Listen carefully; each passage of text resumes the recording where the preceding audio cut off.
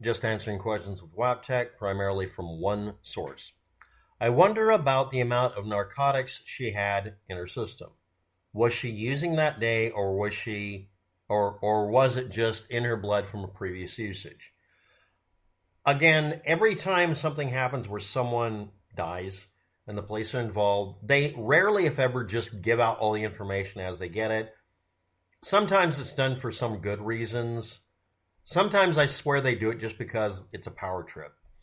But what little is known or suspected is that the lady who died by driving her car at high speed and ramming into a building and the building burned down, the most likely outcome is, as she was brought in, they tested her blood to make sure that if they had to give her any medication of any kind, they wanted to make sure that she didn't have anything in her system that would conflict.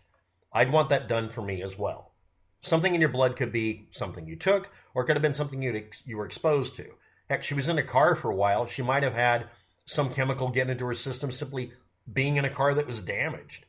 And giving her a medication of some kind might have made her really, really sick, or worse, dead. So they have to do blood tests. And that's probably where they got the information about, quote, narcotics, specifically cocaine and another one.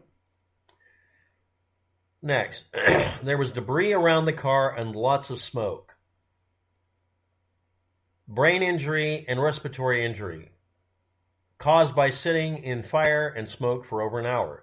The neighbor got into the car through the back hatch, or side doors, I've seen as well as a story. Says she was talking to him and awake. The airbag worked. She had her seatbelt on. They said she had a sternum injury. That can actually happen under those conditions. Also, she was pinned in. If she had been taken out of the car when that neighbor was there, she likely would have recovered. That's debatable. I agree with you, but that's not what happened. And from what I understand, she was pinned in the car and they couldn't physically remove her. Otherwise, they would have just pulled her out. They couldn't get her out of the vehicle, period. Why did she not try to get out? Because she wasn't able to. What prevented her from crawling out through the back seat and out? Again, this is the scuttlebutt and or confirmed. When I go back to look for the confirmed version of it, all I find are people posting their opinions about this case. It's a recent case, and the internet, especially search engines like Google, are just going to only show you whatever's trending. They're not going to show you facts. They don't have to. And the Wikipedia article is being currently heckled by conspiracy theorists that want her to be some sort of Clinton body count person again. And yeah, it's literally turned into a Clinton body count thing, even though the Clinton family is just not involved in jack shit this week. Next, you can hear the video of the storage garage, her trying to break, and the gas being floored. Now, this is from another person. Hence, the squealing of brakes over and over again. We can't possibly say for sure she didn't just get high or drunk, but they know she will be blamed because of her history with this sort of thing. Well, yeah, and that's appropriate in my opinion, without any further information. I didn't hear any toxicology results or tests occurred within the first 24 hours. Well, they were. When you're brought in, very likely they do blood work. We don't have an actual confirmation of it. We have people saying that's what was done because they worked at the hospital, or somebody else saying that's what would have been done to anybody being brought in, especially if they've been stuck in a vehicle for a while. But we don't have a positive, this is what was done because it's on her chart. Until we get that, we don't know. And again, for whatever invariant reasons, the individuals who have access to that information withhold it, almost like they're, felt cute today, not going to reveal what the hell happened. Like I swear, I got to wonder about the police department. Every other official in every other position of power seems to do that these days, because withholding information gives you power over everybody. And it should also be pointed out that a lot of times people request the information not be released about a relative or themselves because they know it's going to be going to a bunch of jackals on the internet who are going to misinterpret it. She was conscious through part of this time. She might have made a request, don't tell anybody anything about my medical condition until I'm perfectly healthy. I used to have not a medic alert bracelet, but a DNR, do not resuscitate order. And I kept it on my person in my wallet. And I also had it on a medic alert bracelet. And it said, I'm a donor. If I'm not going to be able to, if I'm not salvageable, just park me out. And it also said, do not tell anybody anything unless I make it and I'm healthy, and even then don't reveal my information. My privacy is important. The reason I had that is, to be very honest about it, I saw way too many people have an accident in town in Portland, and also where I grew up this happened, where someone died or was injured. And rumor milling happened because somebody wouldn't keep their damn mouth shut, as is required at a hospital. And now it's not HIPAA misinterpreted by Republicans because they're anti-maskers. I mean, real rules. You do not release information about a person. And if they specifically say, I don't want you selling my information, much less sharing it with anybody. I mean, I know people who won't ever allow their family members to know what their medical condition is because they got family members that are weird or will try to steal, their coin collection or something, hoping they'll die, and they just don't have any information released. But I got to see in Portland people who went in for a car accident, got hit by a car on a bike. And one specific person, they started doing a rumor about the individual having something happen to them and then they made up a long ass story. I mean, an unnecessarily long, just a bullshit story to try to destroy the reputation of the person. Somebody didn't like them. And they kept trying to get information out of the hospital. See, they're holding it back. It's some random person who isn't important. And all they said was, the patient demanded we not release information whether they live or die. Well, they must have died embarrassingly, so the person made up all sorts of stories involving reciprocating robot. You already know, okay? I mean, there's hundreds of websites about it. But what happened is he got hit by a car and was knocked unconscious.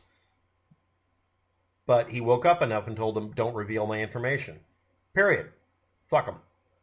So he was in the hospital for a week and went home and suddenly showed up at work and everyone's like, what happened? And he basically shined them on and said, what do you mean? I went on vacation. He didn't look like he'd been in a car wreck. It didn't look like he'd gotten, stunned. But he did that because he knew it would aggravate people who were easily aggravated. And they came unglued and showed their full evil colors. So why did I do it? Monkey see, monkey do? No, it's because I could put it on there along with I'm a donor. I didn't know if my family members would have a problem with it. I only wanted one thing. If you can't salvage me, unless you're keeping me alive to make sure the parts are fresh to save someone else's life, I'm not needed anymore.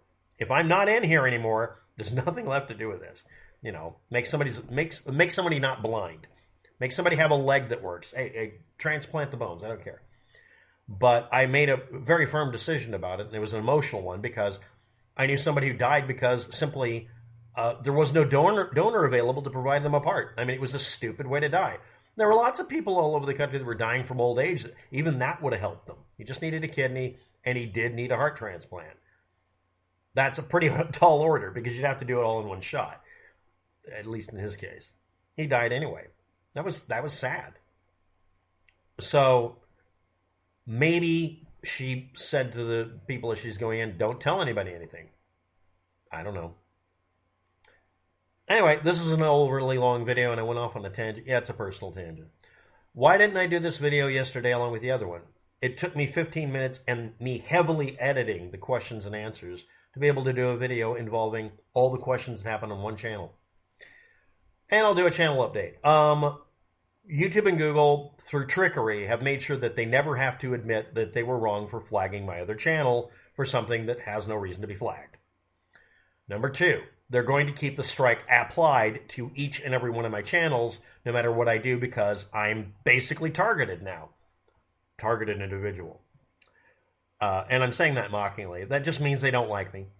And this is kind of broke the back of the straw camel, and I'm going to have to set up an entirely new YouTube channel and load all my videos on it. So I'm using a command line script to download all my videos from all my channels, dump them into a directory, and then I'm going to rebuild with old videos and new ones stuck up there.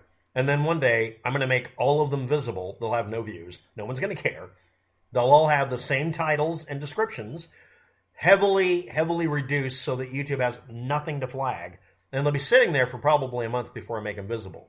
And when I make all of those visible, all of the least viewed videos on my channel will be erased, all channels. Only the most viewed videos will be left up because I guess it's worth having them up because people watch them once in a while.